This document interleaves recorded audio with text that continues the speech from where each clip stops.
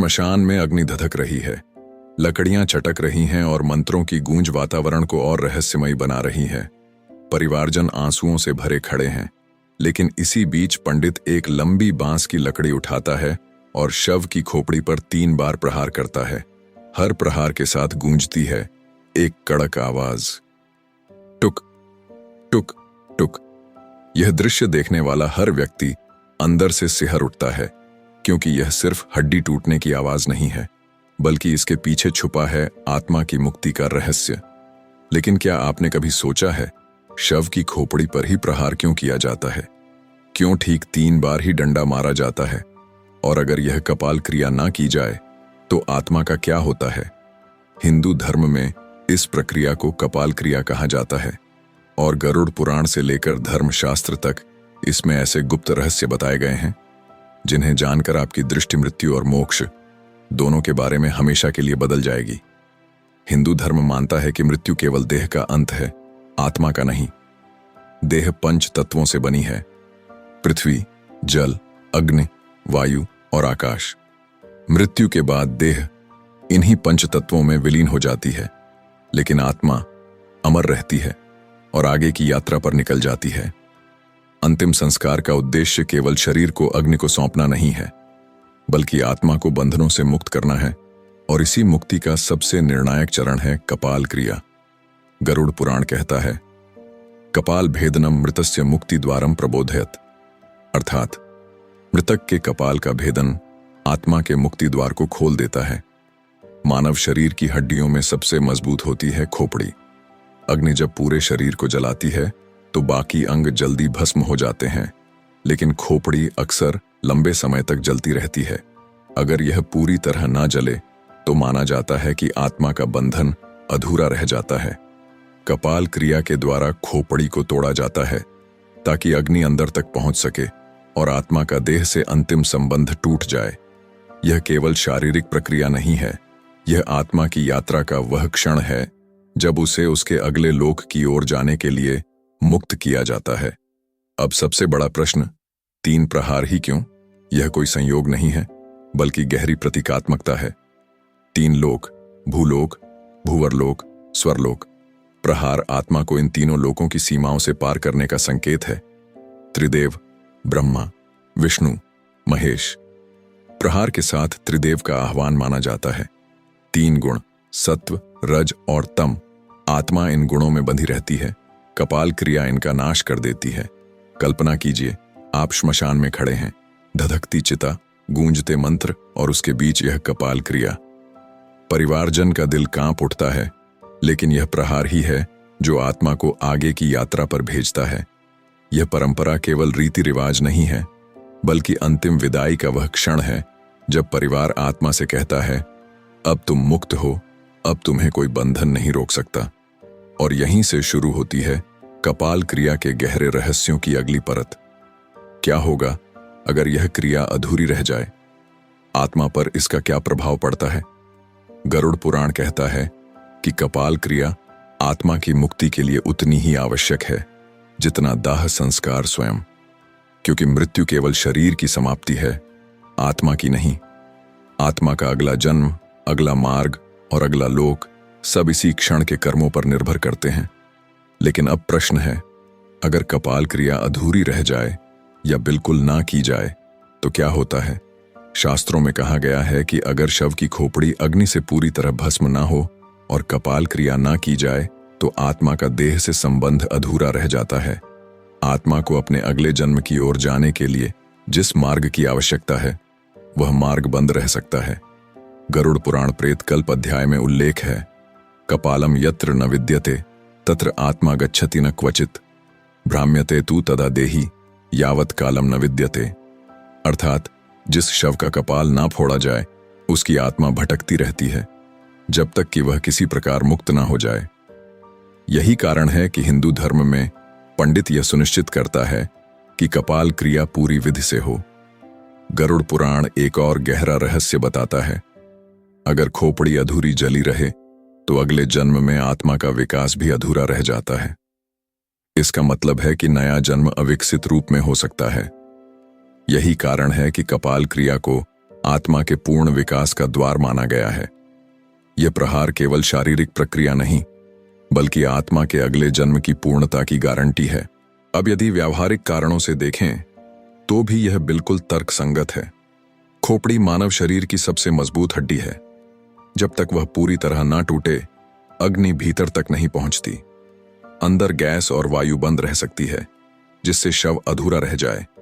इसीलिए बांस या लकड़ी से प्रहार करके यह सुनिश्चित किया जाता है कि अग्नि पूरे शरीर को भस्म कर दे और आत्मा मुक्त हो जाए। लोक कथाओं और परंपराओं में कई बार कहा गया है कि जिन मृतकों की कपाल क्रिया अधूरी रह जाती है, उनकी आत्मा प्रेत रूप में भटक सकती है। कहा जाता है कि ऐसे मृतकों की आत्माएं अपने प्रियजनों के आसपास मंडराती रहती हैं। बेचैनी और अधूरापन उन्हें चैन नहीं लेने देता। यही कारण है कि परिवारजन इस क्रिया को करते समय कांप उठते हैं, क्योंकि वे जानते हैं कि यह केवल एक लकड़ी का प्रहार नहीं, बल्कि आत्मा की मुक्ति की चाबी है। कपाल क्रिया में केवल खोपड़ी को तोड़ना ही उद्देश्य नहीं है। 3 बार प्रहार करने के पीछे गहरी प्रतीकात्मकता है। पहला प्रहार शरीर और आत्मा के अंतिम बंधन को तोड़ता है। दूसरा प्रहार आत्मा को 3 गुणों सत्व, रज और तम से मुक्त करता है। और तीसरा प्रहार आत्मा के लिए स्वर्ग या मोक्ष का मार्ग खोल देता है। हिंदू शास्त्र कहते हैं कि आत्मा शरीर से कई मार्गों से निकल सकती है, लेकिन सबसे श्रेष्ठ मार्ग है ब्रह्मरंध्र, यानी सिर का शीर्ष। यहीं स्थित है सहस्रार चक्र। इसे मोक्ष द्वार भी कहा जाता है। साधक और योगी आजीवन साधना करते हैं ताकि मृत्यु के समय आत्मा इसी द्वार से निकले। यदि आत्मा अन्य मार्गों से निकले तो उसे पुनर्जन्म के चक्र में पड़ना पड़ता है, लेकिन यदि आत्मा सहस्रार चक्र से निकले तो उसे ऊंचे लोक या मोक्ष प्राप्त होता है। कपाल क्रिया का उद्देश्य है सुनिश्चित करना कि आत्मा सहस्रार चक्र से ही निकले और ऊंचाई की ओर जाए। लोक मान्यता यह भी कहती है कि अगर कपाल क्रिया न की जाए तो तांत्रिक शक्तियां मृतक के कपाल का दुरुपयोग कर सकती हैं। यह धारणा भले ही आधुनिक समय में अविश्वसनीय लगे, लेकिन प्राचीन भारत में इसे अत्यंत गंभीरता से माना जाता था। इसीलिए कपाल क्रिया को मृतक की आत्मा की सुरक्षा का संस्कार भी कहा गया है। इसलिए मित्रों, कपाल क्रिया केवल एक परंपरा नहीं है, यह आत्मा की मुक्ति का द्वार है। यह अगले जन्म की पूर्णता का आधार है। यह अधूरी आत्माओं को भटकने से रोकने की गारंटी है। और यही कारण है कि हिंदू धर्म में अंतिम संस्कार के समय इस प्रक्रिया को सबसे अनिवार्य माना गया है। अब प्रश्न यह है, 3 संख्या का इतना महत्व क्यों है? 3 लोक, त्रिदेव और 3 गुणों का रहस्य आखिर क्या है? यहीं से खुलती है कपाल क्रिया के आध्यात्मिक आयामों की अगली परत। 3 प्रहार। यह केवल खोपड़ी पर की गई एक साधारण चोट नहीं है, यह ब्रह्मांडीय रहस्य का प्रतीक है। हर प्रहार आत्मा को एक बंधन से मुक्त करता है और हर आवाज श्मशान में गूंजते हुए यह घोषणा करती है कि अब आत्मा अगली यात्रा के लिए स्वतंत्र है। हिंदू शास्त्रों में ब्रह्मांड को 3 लोकों में विभाजित किया गया है। भूलोक, जहां हम रहते हैं, भूरलोक, जहां सूक्ष्म शक्तियां और अदृश्य आत्माएं विचरण करती हैं, और स्वरलोक, जहां देवताओं का वास है। कपाल क्रिया के 3 प्रहार इन तीनों लोकों का प्रतीक हैं।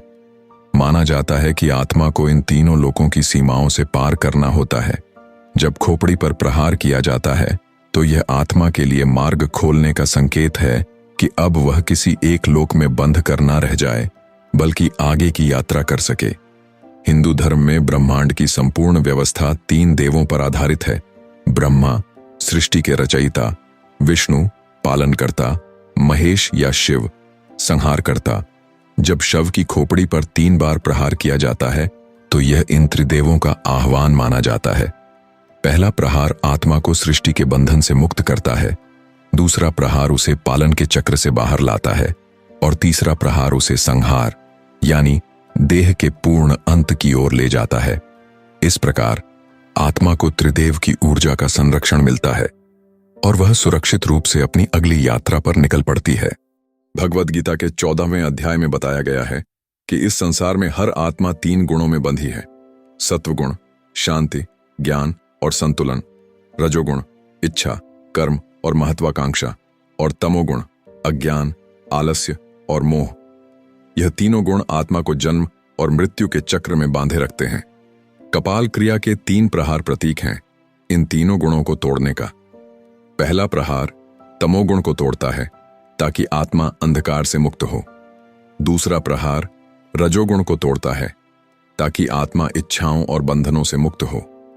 तीसरा प्रहार सत्वगुण को भी पार कराता है ताकि आत्मा मोक्ष की ओर बढ़ सके। यही कारण है कि 3 संख्या को सबसे पवित्र माना गया है। योग शास्त्र और उपनिषद कहते हैं कि मानव शरीर में 7 मुख्य चक्र होते हैं।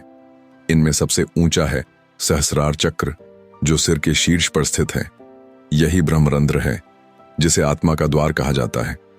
साधक और योगी आजीवन साधना करते हैं ताकि मृत्यु के समय आत्मा इसी द्वार से निकले। यदि आत्मा अन्य मार्गों जैसे नाभि, हृदय या पैरों से निकले तो उसे पुनर्जन्म के चक्र में पड़ना पड़ता है। लेकिन यदि आत्मा सहस्रार चक्र से निकले तो उसे ऊंचे लोक या मोक्ष प्राप्त होता है। कपाल क्रिया इसी ब्रह्मरंध्र को खोलने का संस्कार है। जब खोपड़ी पर प्रहार किया जाता है तो यह आत्मा को संकेत देता है कि उसका मार्ग खुल चुका है। कपाल क्रिया का प्रत्येक प्रहार एक संदेश है। पहला प्रहार, अब तुम्हारा शरीर समाप्त हो चुका है। दूसरा प्रहार, अब तुम्हारे गुण और कर्म टूट चुके हैं। तीसरा प्रहार, अब तुम्हारे लिए मोक्ष का द्वार खुल चुका है।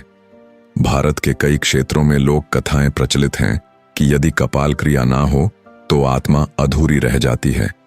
कहा जाता है कि ऐसे मृतक की आत्मा परिवार के इर्द गिर्द मंडराती रहती है, कभी सपनों में आती है, कभी घर में हलचल पैदा करती है, क्योंकि उसका मार्ग अधूरा है। इसीलिए पंडित और परिवारजन पूरी श्रद्धा से यह क्रिया करते हैं। उनके लिए यह केवल रस्म नहीं है, बल्कि प्रियजन को अंतिम बार मुक्ति दिलाने का वचन है। गरुड़ पुराण, स्वाद चंद्रिका और धर्म सिंधु जैसे ग्रंथों में कपाल क्रिया का विस्तार से उल्लेख है। इन ग्रंथों में कहा गया है कि कपाल में ब्रह्म का वास है, यही आत्मा का मुक्ति द्वार है, और यही कारण है कि खोपड़ी को तोड़ना आत्मा के लिए आवश्यक है। तो मित्रों, अब तक आप समझ चुके हैं कि कपाल क्रिया में 3 बार प्रहार केवल परंपरा नहीं है। यह आत्मा को 3 लोकों से मुक्त करता है, यह त्रिदेव का आह्वान करता है, यह आत्मा को 3 गुणों से आजाद करता है, और यह सहस्रार चक्र का द्वार खोलता है। इसलिए इसे आत्मा की मुक्ति का सबसे गूढ़ संस्कार कहा गया है। लेकिन अब सवाल उठता है, अगर यह क्रिया इतनी पवित्र है तो क्या इसके अधूरे रह जाने से आत्मा भटक सकती है? क्या तांत्रिक शक्तियां ऐसे कपाल का दुरुपयोग कर सकती हैं? यहीं से शुरू होता है कपाल क्रिया के रहस्य का और भी भयावह अध्याय। कपाल क्रिया केवल आत्मा की मुक्ति का संस्कार नहीं है, बल्कि यह आत्मा की सुरक्षा का संस्कार भी है।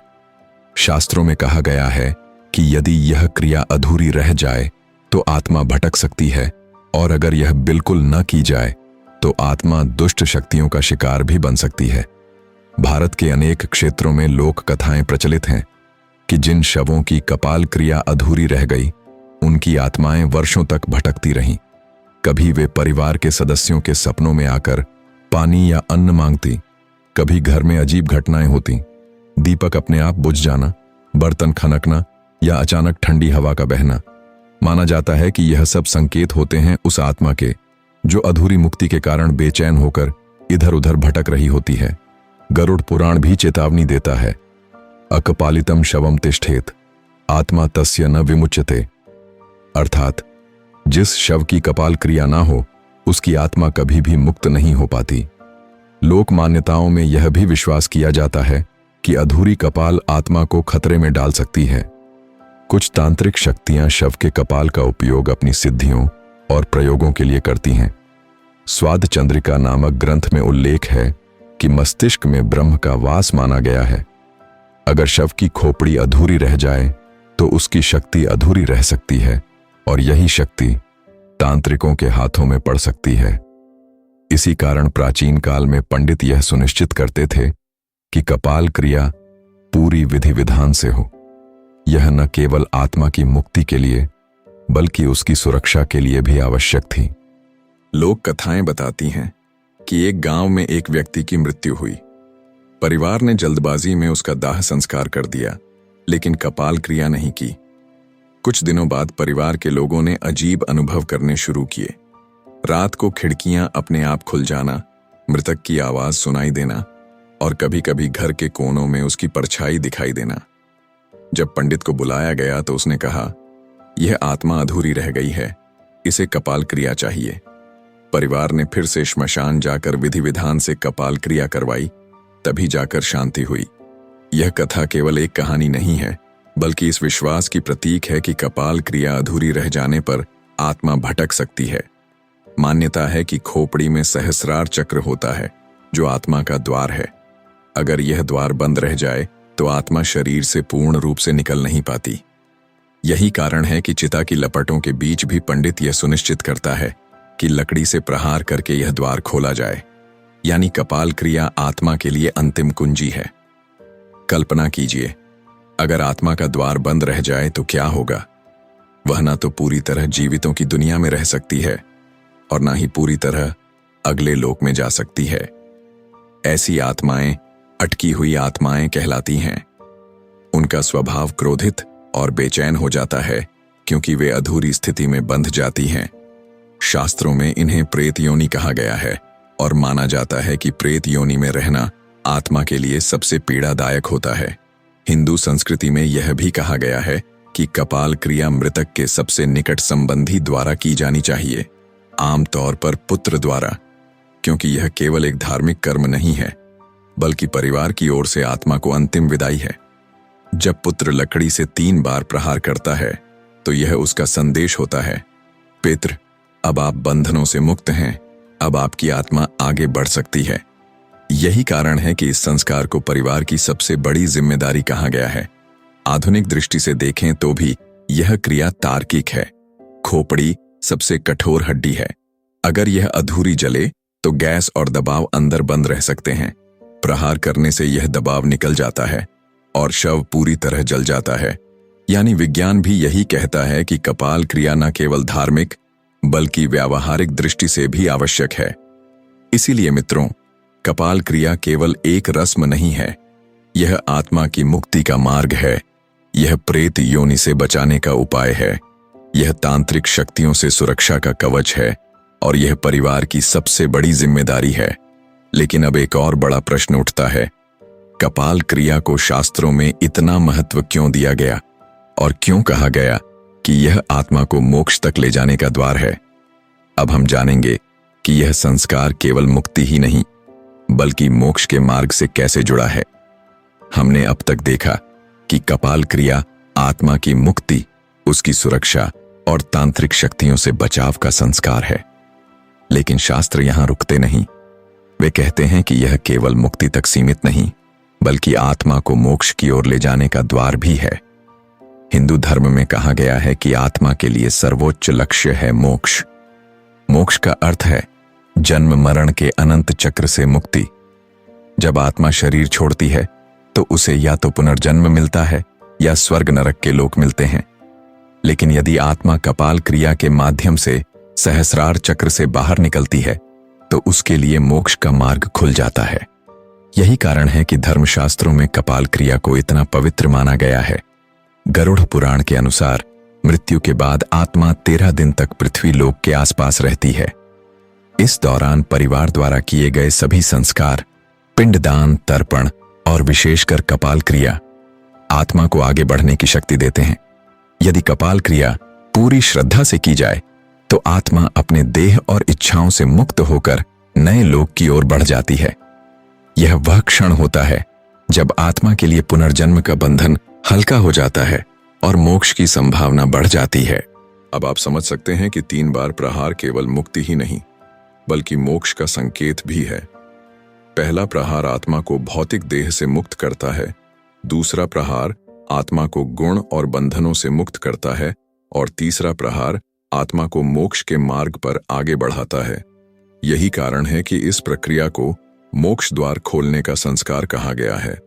कपाल क्रिया केवल मृतक की आत्मा के लिए ही नहीं बल्कि जीवित परिवार के लिए भी एक संदेश है। जब पुत्र या निकट संबंधी यह प्रहार करता है तो यह उसकी ओर से आत्मा को अंतिम विदाई है। यह एक भावनात्मक घोषणा है। अब हम आपको जाने दे रहे हैं। अब आप मुक्त हैं। अब आपकी आत्मा नई यात्रा शुरू कर सकती है। ये क्षण इतना गहरा होता है कि परिवारजन रोते हुए भी यह संस्कार करते हैं, क्योंकि वे जानते हैं कि यह प्रियजन के लिए सबसे बड़ी सहायता है। आज के युग में लोग पूछते हैं, क्या यह सब केवल परंपरा है? लेकिन जब हम देखते हैं कि खोपड़ी वास्तव में सबसे मजबूत हड्डी है और प्रहार से उसका अंदरूनी दबाव टूटकर शरीर पूरी तरह जलता है, तो हमें समझ आता है कि यह केवल धार्मिक प्रक्रिया नहीं, बल्कि वैज्ञानिक दृष्टि से भी आवश्यक है।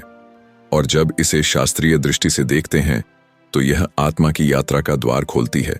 यानी कपाल क्रिया धर्म, आध्यात्म और विज्ञान तीनों का संगम है। तो मित्रों, कपाल क्रिया एक साधारण रस्म नहीं है। यह आत्मा को भटकने से बचाती है। यह तांत्रिक शक्तियों से रक्षा करती है। यह आत्मा को पुनर्जन्म के बंधनों से मुक्त करती है। और सबसे महत्वपूर्ण, यह आत्मा को मोक्ष के मार्ग पर ले जाती है। इसीलिए इसे हिंदू धर्म के अंतिम संस्कार का सबसे अनिवार्य और पवित्र संस्कार माना गया है। तो मित्रों, अब आप समझ गए होंगे कि श्मशान में चिता जलते समय शव के सिर पर 3 बार डंडा क्यों मारा जाता है। यह केवल हड्डी तोड़ने की क्रिया नहीं है, बल्कि आत्मा को मुक्ति और मोक्ष देने का गुप्त द्वार है। अब प्रश्न आपसे है, क्या आपको लगता है कि मृत्यु के बाद आत्मा सचमुच इन संस्कारों से मुक्त होती है, या यह केवल विश्वास की शक्ति है? हमें नीचे कमेंट में जरूर बताइए।